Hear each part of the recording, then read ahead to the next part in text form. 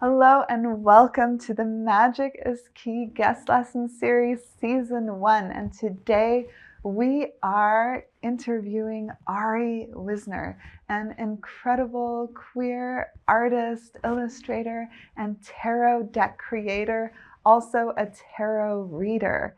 This guest lesson is called Tarot for Everyone because Ari and us at Magic is the Key as well believe that tarot cards and reading them is truly for everyone. They're like having a wise friend nearby at all times. Now make sure to watch till the end of the lesson because you will receive special practice that you can use in your own life and in your work with your tarot deck. Or perhaps you will want to buy your first deck after watching this incredible interview. And make sure to like and subscribe if you love this video. Hit the little bell button to receive a notification when one of our newest guest lesson videos comes up, and leave us a comment below. Feel free to ask any questions or share some reflections and thoughts that came up while you watch the guest lesson. Have fun. So, welcome to the first ever guest lesson at Magic is the Key. We are beyond excited that Ari Wisner has agreed to do this, and we will give a quick introduction to this amazing and incredibly kind, generous-hearted person that somehow popped into our lives seemingly out of nowhere not too long ago. Which feels like it was this blessed intersection of magic, and now you're here. So Ari Wisner is a queer artist, an illustrator, tarot reader, and deck creator.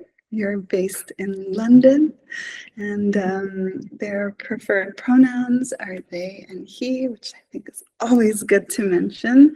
And you've been working with tarot for just over 7 years, right? Yeah. And as an experienced illustrator and just incredibly magical person with a keen visual approach, I've really noticed that. You've already created, as far as I know, it's a total of 4 decks, 3 of which are entirely yours. So we have the newest, which is the Trinity Tarot deck with US game systems. Yeah, I really like tarot cards. So I love mentioning the publishers because I think that's just so important. And then the Transient Light Tarot deck with Hay House. And both of those decks are genderless tarot decks. So they're really accessible to everyone, no matter what their identity is, which I think is so beautiful. And that's one of your key themes too, is to make tarot available for everyone. Then you've also illustrated an amazing deck with Kyle Gray, which is the Raise Your Vibrations Oracle. How many cards does that deck have? I believe it was 48. 48. Off the top of my head, I think it was 48, yeah. 48, because the Oracle decks, they always have different numbers. Yeah. And then with the Kimpton Fitzroy London, which is the super fancy hotel, you created a tarot and you integrated these epic hotel stories into it, like the dragon that's in the, one is still in the hotel, and one was on the Titanic and is now buried beneath, or not buried, but it's deep in the waters, and that became the Wheel of Fortune. It's just so, and I think an author also, right? You had to. I'm losing track of my own ones now. With that deck. With that deck, you placed. No, I just one independently. Yeah, it was an interesting one because to create a tarot deck, but in the context of, a professional commission for a business was really interesting, but also like just goes to show how tarot applies and can resonate to everyone, even a building. It was so lovely to like say, okay, I'm going to do a tarot, but it's based on this building and its history. Do that with tarot with anything. It was a really fun project. And it's thereby you also are one of the few artists in current times who entered into one of the great tarot traditions that few people know of, which it was classic at a time for certain hotels and ship liners to commission tarot decks and or a game of tarot. So because these were also used as playing cards. So in the collection, I've held many decks in my hands that were from hotels and ship liners. So you're really, yeah, part of this incredible tradition. And I also want to add that you create bookmarks and art prints. The store on your website is currently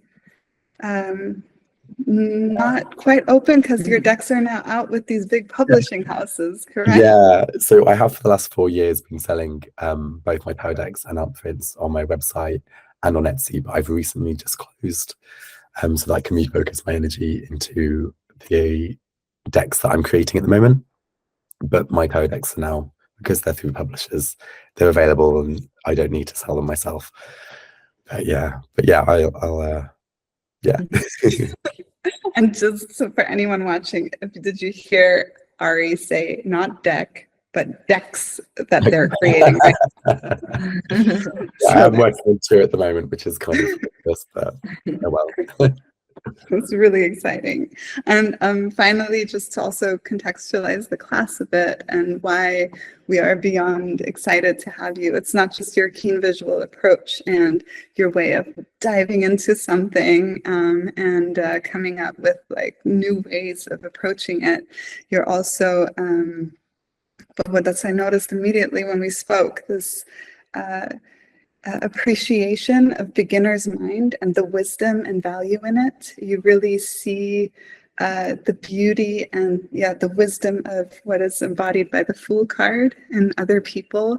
And you teach tarot and you have this very non-judgmental approach. And in my opinion, knowing your work and also some of what you're working on, I feel you are a pioneer in tarot and really shaping what tarot can become in the future, which is so important because so many cards it draws on the old traditions and reworks them, but you are really creating something new. And I think that is the true original tradition of tarot, in my opinion. So it's an honor to have you. That's lovely. It's an honor to be here. Thank you so much for inviting me. I'm so glad that we connected. It certainly was in a very meant to be way. It was so funny. I just happened to be visiting Munich, wasn't I? And you're basically around the corner. We had no idea, and then you reached out online, and we got chatting. It was incredible. Really cool. It's so crazy. We both live 5 minutes or 10 minutes away from where you stayed in Munich. Crazy, just crazy. Like 2 weeks before we talked. It was meant to happen. It was meant to happen. Is there anything you would like to add to your introduction? Is there anything we left out that you want people to know? Oh, I don't know. It was a very full and wonderful and kind introduction. I don't think there's anything else particularly to add. No. Perfect. That's lovely. That's really, really lovely. And you teach tarot, so you recently taught an in-person class, and so it's really exciting to have you online and making this available. Yeah. So Serafina, you wrote down this incredibly beautiful interview. Why don't you start us off?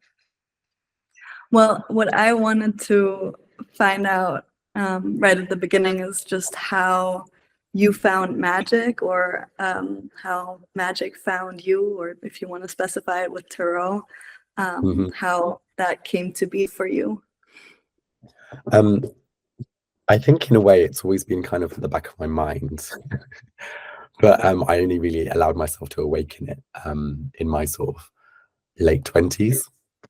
I grew up in a very dogmatic religion, and I was very committed in that religion, and I only kind of moved away from that when I was about 27.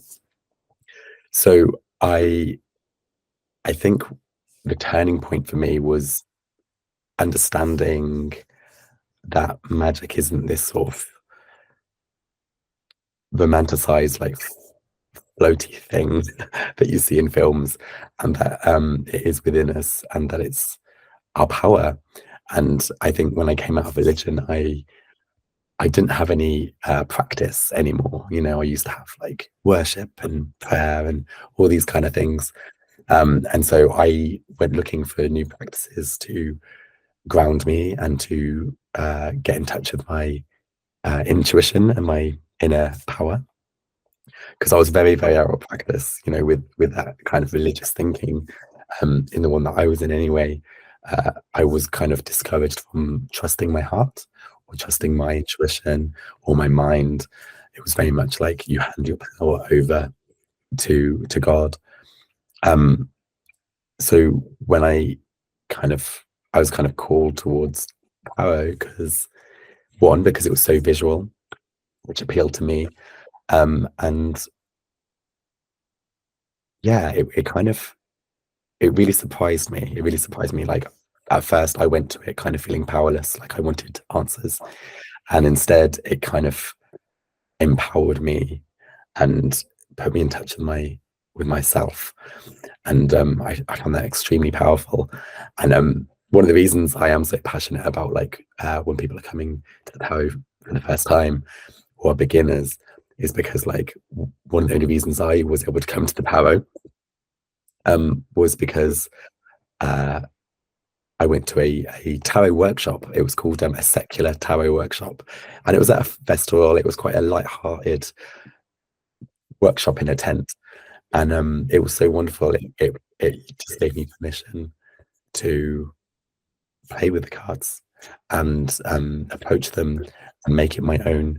And that's why I get really excited, because I think as soon as people realize that, they can do it. So yeah, so tarot really was my kind of gateway. That was like my first,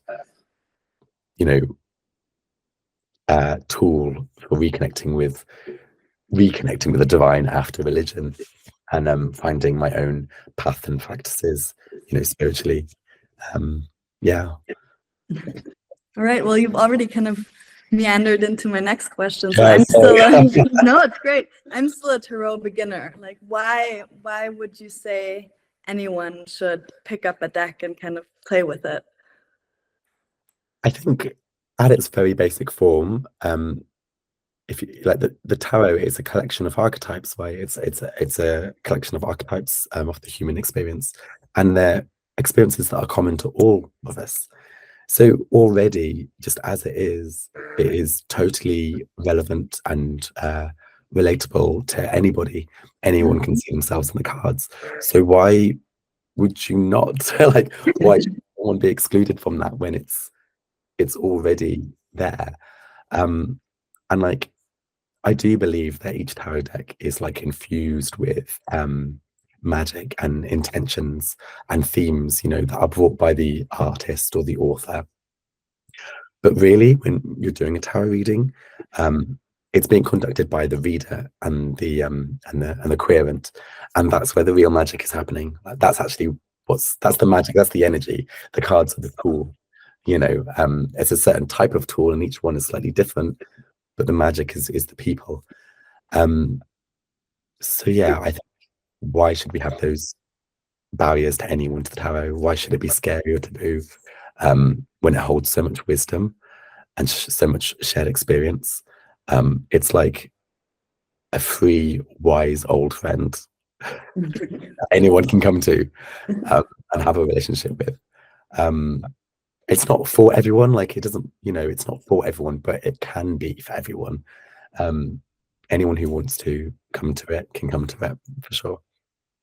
Okay, wonderful. Even if I was not into tarot and had no interest in it, hearing that, I'd be like, I should probably think this one over and get these cards. Right. I mean, that's the thing. It can be quite surprising, especially when you have someone who is very skeptical. And I love those moments. I was at a comedy show a few weeks ago, and I got picked on. And as soon as they found out I was a tarot reader, of course, that was wonderful material.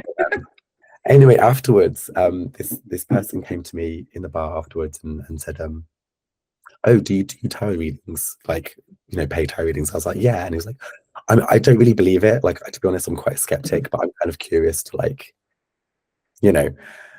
And I was like, that was it. I got my cards out then and there. I need to show you. And we did this very quick 3-card reading, and it's so wonderful to like get the opportunity to sort of dispel those fears and get people to go, oh, this is useful, you know. And you don't have to be into a certain aesthetic or into a certain topic to come to the tarot and find it useful. Yeah, it's so true. And people, I think, it's easy to forget how meaningful, and if you've never experienced how meaningful this intimate moment with you and the cards, whether alone or with a reader, is. Like, you create a pocket of meaning, and it's just, yeah, when you speak of that, I mean, you just added so much beauty and depth, even if just for a moment, into someone's life, just like that.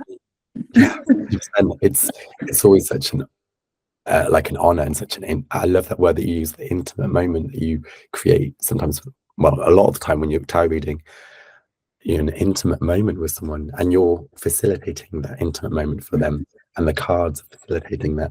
It's gorgeous. It's really, really wonderful. Really, really wonderful. Well, what are some of the biggest fears or misconceptions that you've heard from skeptics? So I've heard quite a lot. So I used to, until I closed my shop, I used to do a lot of markets. And so I would be there with my market stall, selling tarot to people who left the house with no intention of seeing or hearing of tarot that day. So it really was cold audience. And it was fascinating because they'd be confronted with these tarot cards, and they can't help but just, oh, pardon me, they can't help but I'm getting very excited. They can't help but tell me like their barriers. They would just, it's like sometimes they'll just walk up. I wouldn't say anything. They'd just walk up to the table and be like, oh, I can't have a tarot reading because of this. I'm like, well, I haven't told you to have a tarot reading. But yeah, so yeah, some of the biggest fears that come up, like one of the biggest ones I think is that they are inherently dangerous or dark or connected with dark magic. And this is just like totally come from media and films, and you know, it's a nice thing for film or book to use to add some spookiness, but it's not dark or dangerous. Again, coming back to my point that it's a tool, and yes, there's intentions in that tool by the creator, but what, you know, it's what you bring to it. I like to think of that as like any tool can be used for good or bad. Like you could take a knife, and with love you could create a lovely meal for a loved one, but you could also use that knife to cause damage. It's, the tarot is the same. Whether it's good or bad is dependent on what you're doing with it, and it's not something that, you know, you're playing with darkness. I think that comes up a lot. Another one is like kind of attached to that is the idea that there are inherently good and bad cards. Oh, I can't have a reading because I know I'm going to get the tower. I know I'm going to get the tower. I know it. I had a tarot reading once and the tower came up, you know. A lot of that, you know. And again, there's this misunderstanding that the cards are going to be read in context of your circumstances. And I think another thing that people don't realize with the tarot often is that it's constantly gently pushing to growth and for cycle. So yes, the tower comes up and it's a bit abrupt, but it's not saying it's all over. It's saying, okay, there's a foundational shift. There's some truths that weren't what you thought they were going to be. And if you follow on the cards in order in the major arcana, the next one is the star and the moon and the sun, which is a lovely progression of climbing back up to the heavens, but rather than dogmatic brick and mortar, but with a natural growth like a sunflower, which is, you know, embracing transience, and just it's in such a healthier, more natural way, more spiritual way. And so I think the tarot is always pushing for good in that sense, and for growth and progression. So, you know, there are no dark cards, and obviously in some contexts the good cards could be quite bad or silly, you know. which is a funny one. But yeah, I yeah. What else is there? There's prediction. There's the idea that tarot is all about predictions. And of course, in a tarot reading, you do make predictions. You do project into the future, but it's not all about that. And it's not necessarily the purpose of a tarot reading. The purpose isn't to sit there and have the future dictated to you. The tarot brings you back to the present, and so I think that's another barrier. Sometimes people are fear that actually I don't want my future given to me. And sometimes it's nice to know that, if you're going to do a reading for someone and they're cautious about having predictions, I'm like, well, we can do a reading and I don't make predictions. We can just do a reading about now, and we can think about the future. We don't have to make predictions about it. It's about what's useful and helpful, and it can explore the past as well. It's I think people often mistake the tarot to just be about the future and just be about predictions. I think they're the main ones. Apart from you shouldn't buy your own tarot deck. I think it's such a terrible gatekeeping. It's a nice romantic idea, but if I had done that, I would have never got a tarot deck. There was no one in my life who was getting me a tarot deck. And if you're called to the tarot is accessible. Go buy yourself a deck. Yeah. And we forget how ubiquitous tarot has been, not just now when there's all these indie decks and it's really become very popular, but there was, in the old James Bond movie, there's one where there was a tarot reader, and even you can still buy that deck from that James Bond movie. It's very cool, but so it's been ubiquitous or somewhere in the minds of people through popular media for generations already.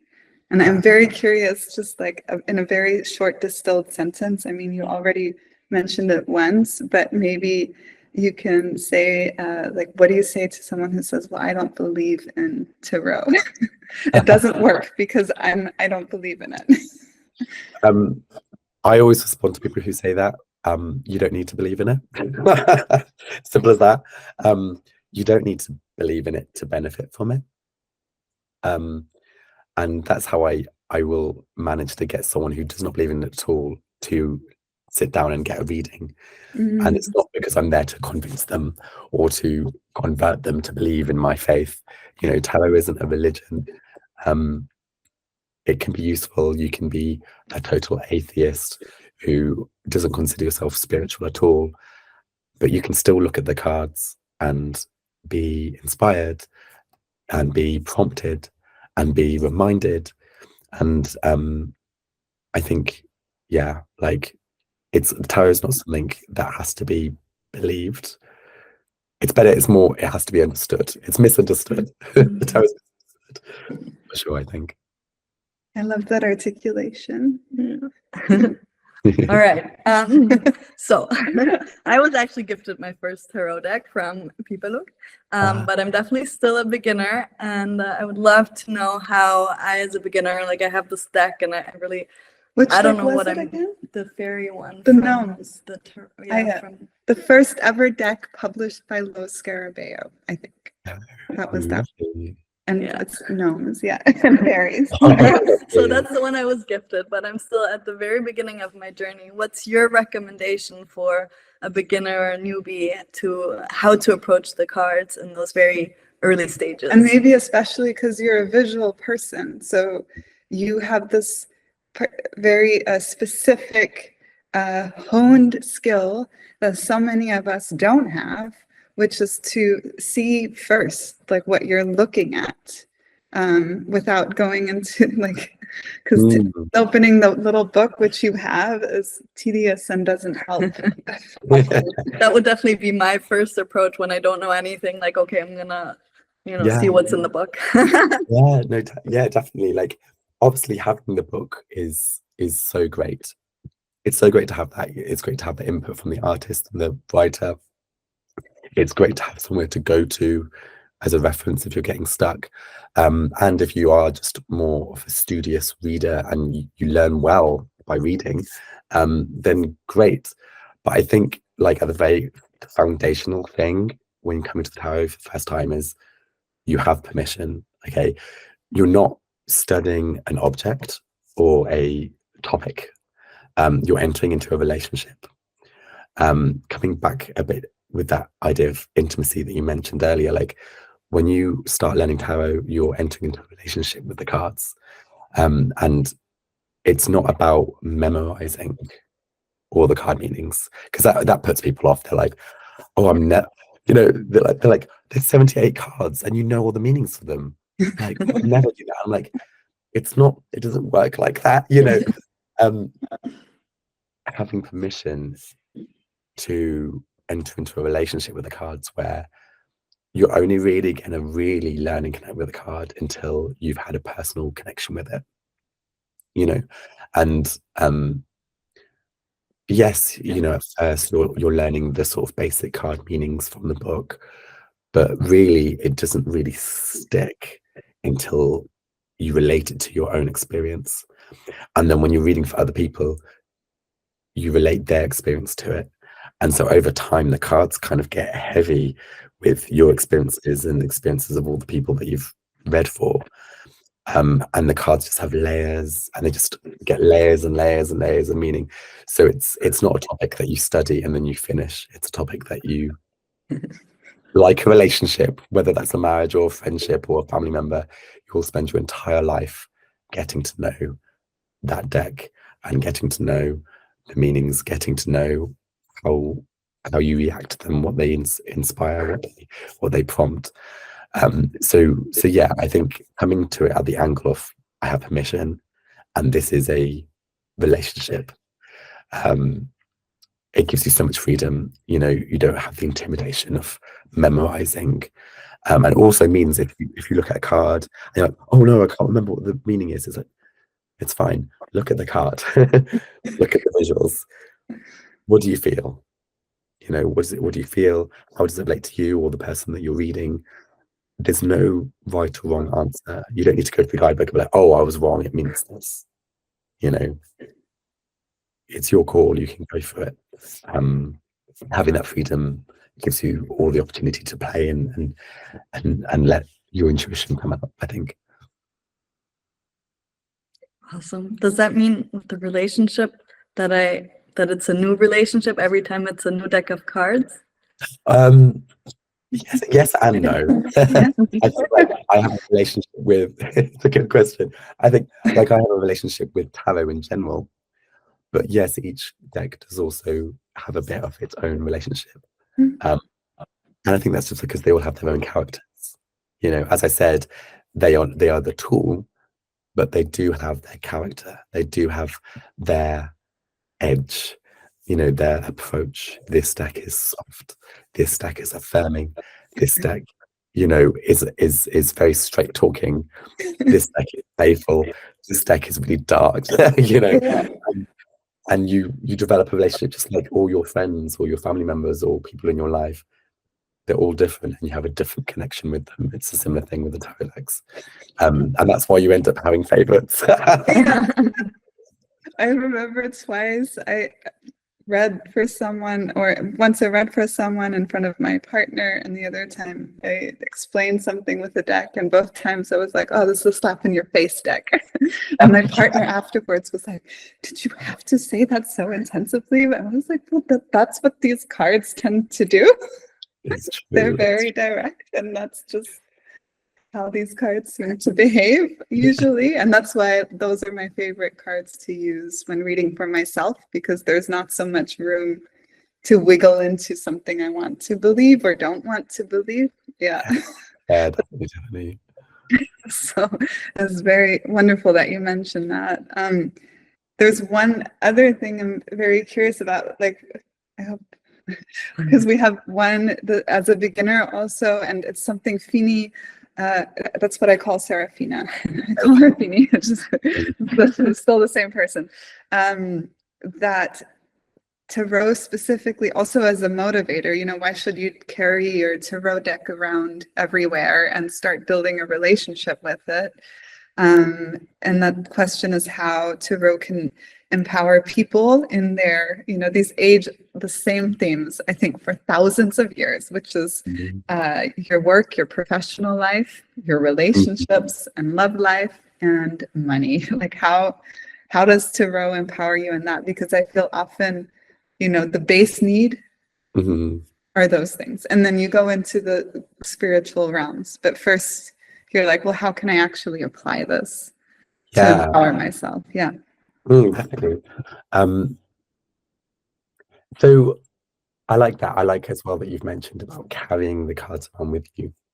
It makes me, I'm gonna tell a little story. I can't remember the name of this woman. I feel really terrible that I can't remember her name, but she's the creator of Moonlight, which is a digital tarot reading. It's a bit like Zoom for tarot. And it allows that you have a digital tarot deck, and it allows you to conduct a reading online without the impractical, trying to do the cards with a screen. You can just have a face-to-face conversation, and you have a digital deck. Anyway, I had a lovely conversation with this lady, and she told me about how she likes to explain how the tarot works to people. And she says, like, she gets people to take their handbag or their backpack and just take the objects out of the bag and tell a story about each object, and then put more back in the bag, and then dip their hand in and take out the first one that they touch. And then she's like, okay, apply that story to the present. I just think that's a really lovely, like, depiction of like how tarot works. I think the tarot the tarot is made of all these archetypes, and the tarot presents all these archetypes in a form of a game. It's a card game, and so like a card game, like, you can't control what life will present to you. This card is joyful, this one is sorrowful, this one is difficult, this one is restful. But the tarot gives you this kind of safe space to be playful with these themes, and to kind of sometimes role play, or to reflect, or to use your creativity, so that you can apply them to your real life. The cards are not your life. The cards are kind of like a game that you can kind of experiment with. And the nature of reading the cards is very much like playful storytelling.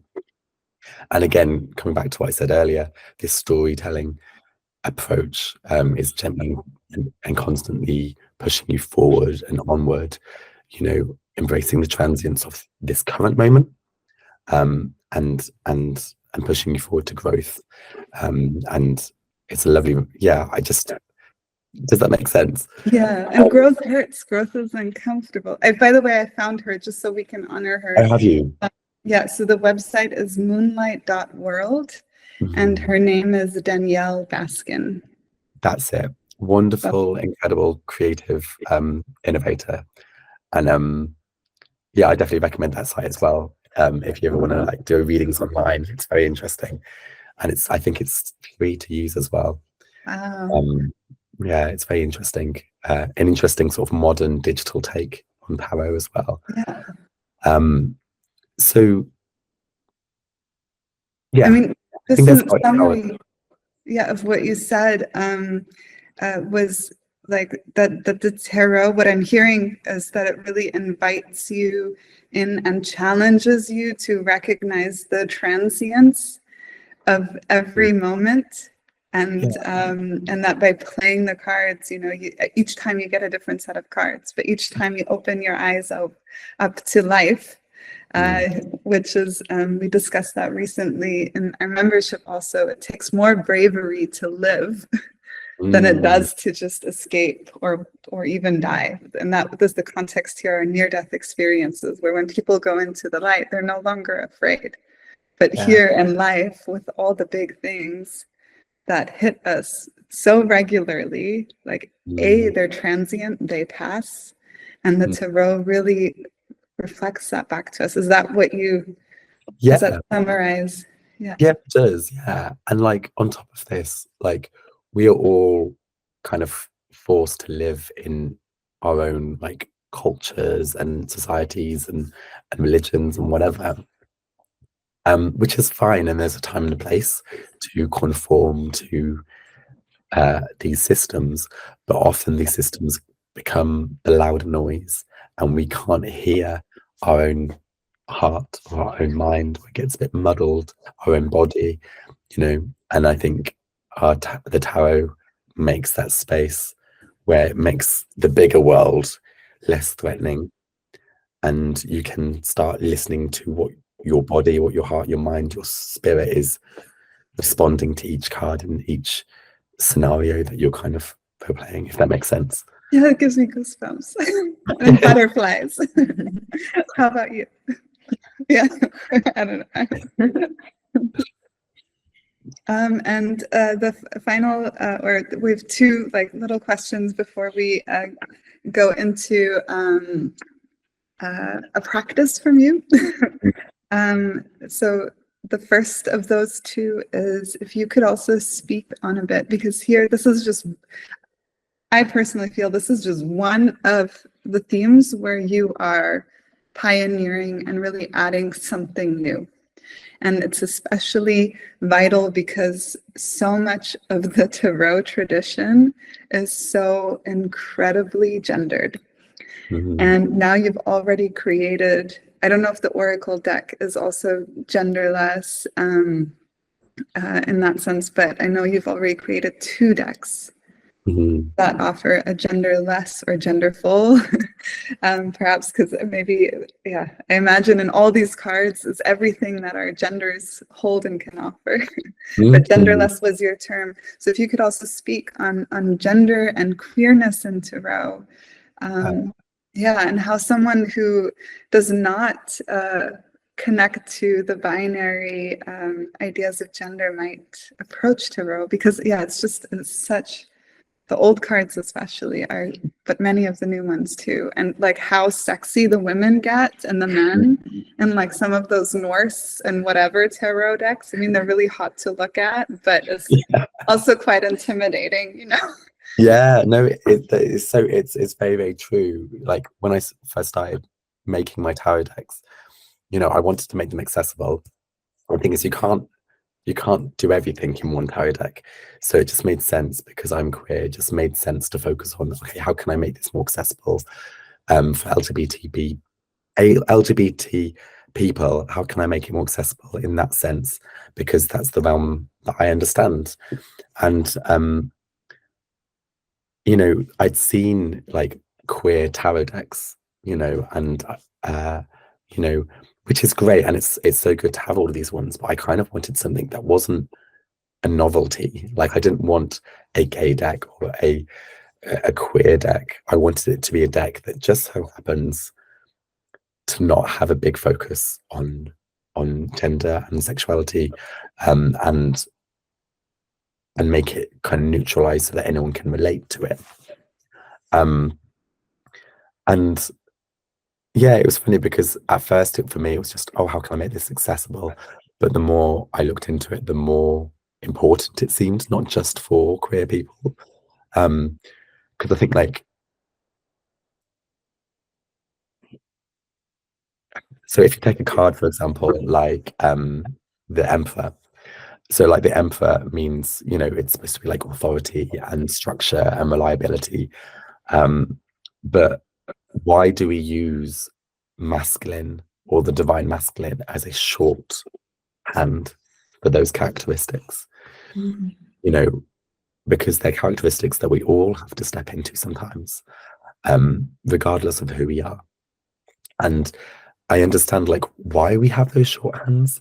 You know, it's interesting, the word genderless, we went back and forth in different ways of like saying that, like, should it be genderless or should it be gender neutral, or should it be, I love genderful, but it was also like, yeah, but this is more neutral, so it's not genderful.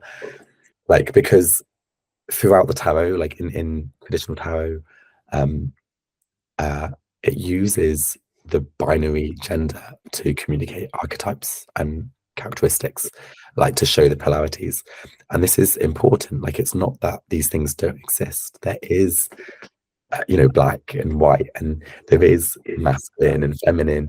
There are polarities, and it's not that I think they should be stripped out, but it's about those polarities. The tarot doesn't teach us that those polarities are there for us to focus on or to separate, but more that we should merge and that we should blend and that we should experience like the full rainbow that comes in between.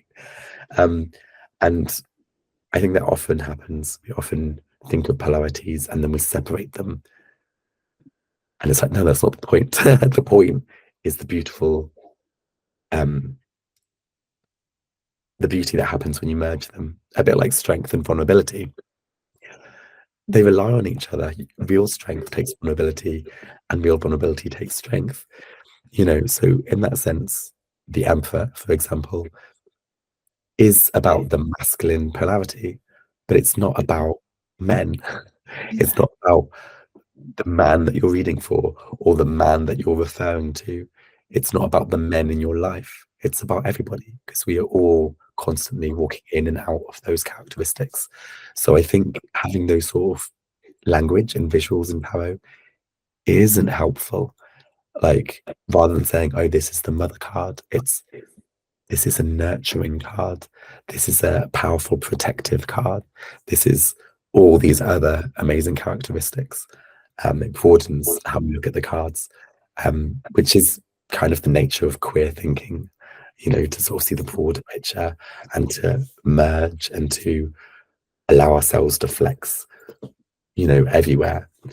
So yeah, I had a really great time like exploring that in creating those tarot decks and like putting that into my readings when I'm reading for people. Yeah, if that makes sense. Yeah, and it's so healing. And I'm thinking, your deck is the deck I would want to give my kids. I remember being in school. That myself. You want it. I I want want it for it. the kids. But like it's because it's not personally. My own personal story is I first came to accept myself within queer community. And before that, I completely did not accept myself or think I was beautiful or my passions were okay. And it was being embedded in queer community and language and culture that allowed for that to happen over the process of over a decade. And I think I feel like a cisgendered woman. I'm in a straight relationship, but I don't feel like I belong in straight culture at all. And I think I also want to emphasize, just as one small example, like the importance of what you're doing and why people should also buy your deck or decks, all of them, stay in the fancy hotel as well. But is in school we did a round in third grade. We were 9 years old. And everyone had to reply to, would you rather be a boy or a girl? I don't remember a single boy saying, and why? A boy saying why they want to be a girl. And I remember my own answer. I forget everyone else's answer. I said I wanted to be a boy because they can climb trees more. Yeah. And so it's this thinking that like, you can be a girl and climb trees and be, structured and focused and harsh in your language when you need to be, like this. Yes, and so I think it's so vital special and beautiful and important, and also one of the reasons why I use the word pioneer when I speak of you as a tarot deck creator. So thank you for this profound and beautiful answer that had me tearing up. And I think this is a good moment, for your task or activity that you want to share with those watching this video, a practice that they can do. Yeah, sure. Yeah. So I was like, or that we can do. We want to do this. Yeah, of course. I was thinking about this task, and basically I've left it quite open because I think it's so important to recognize how different people learn and how different people, especially when it comes to creativity, how people can be creative. because I wanted the activity to be focused around how can you take a moment to lift the gravity of tarot and the seriousness of tarot, because most of the time we're using tarot to make decisions, to explore big things, you know, we're looking at life. And I think it's really nice to, well, even do it often, to lift that gravity off and say, I'm going to be playful with these cards and use it for something really mundane or playful and especially creative. So I think a really good task for everyone who is, you know, approaching tarot or has been doing tarot for a long time is to take a moment to do something creative with the cards. So pick a card and use it to write a poem, use it to doodle or do a drawing, or maybe pick 3 cards and turn it into the storyline for a novel or a film. Maybe you want to pick a card and get onto Spotify and make a playlist inspired by that card. Maybe you don't know what to wear that morning, and you pull a card to make that decision. Like, do something really playful with it, because I think it's so good to sort of shed ourselves from too much seriousness around it, because we can get in our head, and it also blocks creativity. It really comes to this creativity, and I think a lot of people get nervous about creativity. I think we're quite often taught as kids that unless you can draw, you're not creative, which is total rubbish. We're all creative. We're humans. We're creative. We create constantly. We imagine constantly. We make solutions constantly. So if we can find our own unique way of just being playful with the cards. So I know that's not like a very specific task for everyone, but I think that's something to throw the power back to the individual. How can I playfully use the cards to do something fun and make something new? Like, no one has to read the poem. Just do it. And make easy decisions. You mentioned that too, like make an easy decision, you know, what should I think about while I commute to work? What should I wear today? And you just gave me this, because you said we're all creative. And I was like, we should rewrite that quote from Descartes, the philosopher, and say, instead of I think, therefore I am, if we go to the oldest mystery teachings, it should be I think, therefore I create. Yes. That's interesting. So anyone who thinks they're not creative, if you're thinking, you're already creating. You're literally creating. That's exactly what's happening. Yeah. Well, and I love this practice, because people look at jumping straight into, you know, using it for questions again. But for someone as a beginner who's maybe like a little more afraid to just kind of pull out the cards, or afraid to kind of start with the questions, this is such a perfect activity just to as you said, break that barrier and just get going, kind of play around with it without it needing to fit into some sort of structure. I love that. Thank you. So you feel like you can just go home and play with, like, yeah. Okay, cool. Yes. Nice, Ari. And it's that building a relationship. Like, yes, if you're building a new friendship or a relationship, like you have the seriousness and you get to know each other, you get deep, but you get silly. You muck around, you hang out together, like do the same with the cards. Ari, you just did in an hour what I haven't been able to do for her in years. So I take my hat off. All right. So we also wanted to, since you really are in the process of participating in tarot evolving, not just as an illustrator and creator of decks, but also in how you approach the cards, how you teach cards, I'm sure also how you read cards. And we would love to hear from you. I mean, it's a hard question, so take it however you want, but how do you see tarot evolving in the coming years? And what matters in that? Involvement? What's the noun for that? I mean, the main thing that's happening already is the whole diversity of tarot. We're seeing how hugely that's expanding. There's a tarot deck for everything, and I think that's a wonderful, wonderful thing. And but I think beyond that, I think just generally there is a hunger brewing to tap back into spirituality. There's a hunger for it. There's a hunger for connection to the wider consciousness, which is interesting because this has kind of been reflected in AI, for example. We're increasingly seeing these tools where people can interact with the greater, because that is what AI is.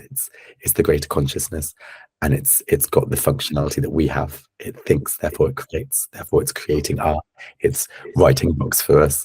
It's doing this kind of thing. And I know it creeps people out, but really it's just a micro version of the universe, of the spirit realm. So I don't know. I don't know how that looks for tarot, but I think more and more people are going to come to it. More and more people are coming to it. It's more and more accessible, and it's going to inspire a lot of things. Like even recently, Spotify started this psychic song, and it's like it's this thing within the app where you go on and you ask a question and it will bring a song to you.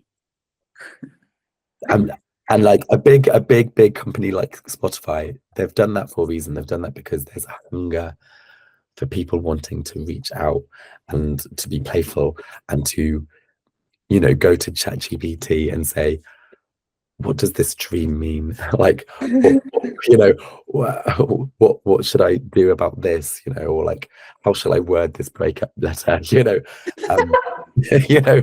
So it's funny because it's like the themes of tarot are becoming popular, not necessarily in a tarot deck, but in how technology is developing. So I don't know, it's almost like these technology and AI advancements are kind of like the new spiritual tools, the new versions of tarot. And I'm not saying that's like the end of tarot, but I think it's like an evolution of it, you know, and Moonlight, for example, that we mentioned earlier, there's going to be new ways. But there's also a pull back where people are coming back to the physical tarot decks. People are coming back, you know, for offline experiences. So I'm really excited about it. Like, I think there's a lot of these things can be quite intimidating and scary, but I'm excited because as far as I see it, this digital realm is spiritual realm. Scary, but it is. and I think that's going to get deeper and deeper. At the moment, it's quite young. It's very young. It still has a lot of biases, huge biases, but it's going to become wider, more expansive and deeper, and people are going to, you know, conduct their seances, for example, on online rather than, you know, in a room with candles. So I don't, yeah, it's a very broad answer, but that's kind of how I see it.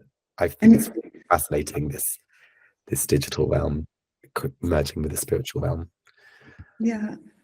And you mentioned something so important too, that is easy to forget, like the desire for meaning, and that Spotify sees that, but also that this increase in digital at the same time, because polarity increases the desire for the physical. And you probably also know Gemma Gary's publishing company. They do these witchcraft books and special editions. And 5 or 6 years ago, they had sent out an email saying, you know, we can't ship right now because demand for books is so high. We are currently expanding to a second print shop. And this is while the physical book was in decline. And we also see that with tarot, this increase in physical decks. So I love that vision of this of a seance in the digital realm, and what you touched on as well, this desire for the physical as well, and how it probably comes together. Yeah, very beautiful, Ari. Okay. Yeah, we've got. I think we coming have to the end. Yeah, we wanted to before we do a quick summary of where people can buy your decks and find your work.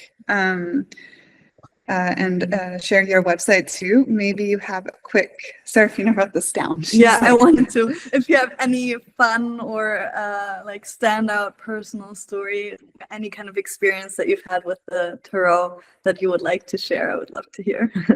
Okay. I think like the biggest, I think that the most important experience I ever had with the tarot was when shortly after I just like come to the tarot, and I wasn't spending a lot of time learning it. So it wasn't a big part of my life. It wasn't a huge focus. It was just I had this tarot deck, and like I'd looked at the pictures a couple of times, and the first time I ever did a proper reading for myself was when I was making quite a big decision.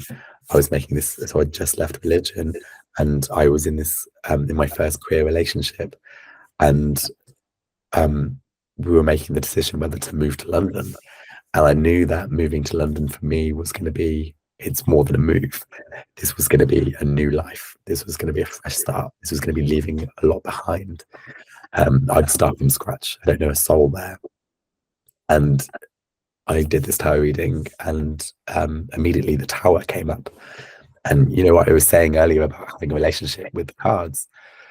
That card, I'd seen it before, never meant anything to me, but it was literally where my life was. That was exactly, that was my life. And straight away I connected with it fully.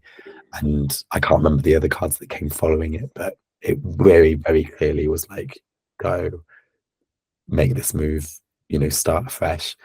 And so I think I love that moment so much because one, it was someone who didn't really know how to read tarot being profoundly impacted by the tarot.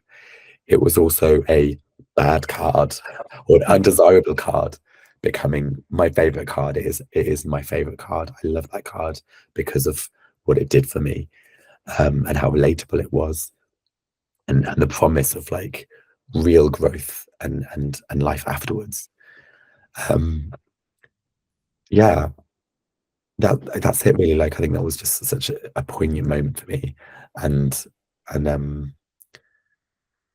when you start having those experiences with every single card, you know, it just builds up and builds up.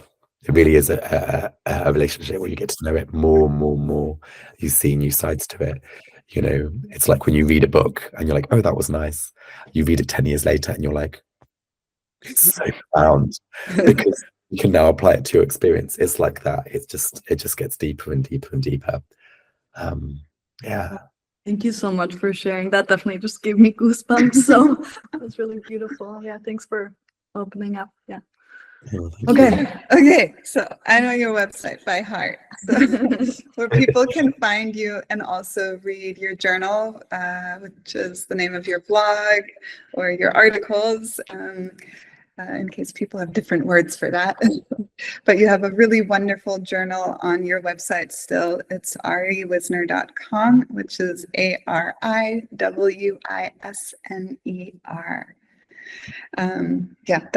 So visit that, and then where to purchase the decks. I think all 3 decks, you can find them pretty much any big store online. Is your newest deck, the Trinity, is that already out in Europe? I think it's delayed because it was released in the States on the 1st of April, but I think in the UK, so UK Amazon, for example, it says 16th of April. So it should be in the Europe in the next like 2-3 weeks. Okay. But yeah, you can get that. You can't in Europe. You can't get that from US Games directly, but you can get it from Amazon or any of the sort of larger bookshops. Yeah, and that's the Oracle deck too, right? Or all the decks. And your hotel deck, you can only get if you stay at the hotel, right? Yes. Yeah, if you want to treat yourself to a very, very fancy 5-star hotel. Right, and just to name the tarots again, so people really get that into their minds and they'll see it. So we got the Trinity Tarot, which is the newest. We got the Transient Light Tarot deck. Wow, there it is. It's so beautiful. And and it's square, which is such a cool, Yeah. it allows for 4 different positions, which is very special.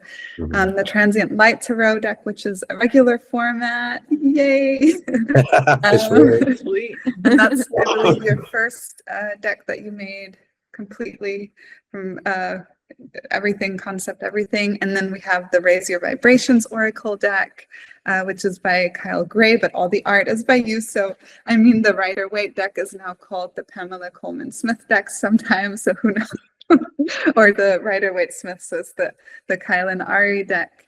And then the Kimpton Fitzroy London is the hotel, and sometimes you also have bookmarks and art prints out. So look for that. We will definitely leave links down below. Yeah, for sure. And that's it. So thank you, Ari. Thank you so much. Lovely. Thank you so much for having Wonderful. me. It's been such a pleasure. Such a pleasure. Thank you so much for watching this guest lesson. If you've had any realizations or questions as a result of watching it, or you just want to share something with us, make sure to comment below. We love hearing from you. Also, hit like and subscribe if you love this channel, and head on over to one of our other epic guest lessons. If you feel the call to experience magic in your everyday life, and you want to find out what it means to live with magic, then head on over to magiciskey.com. Check out our courses and our membership. It might be the right thing for you.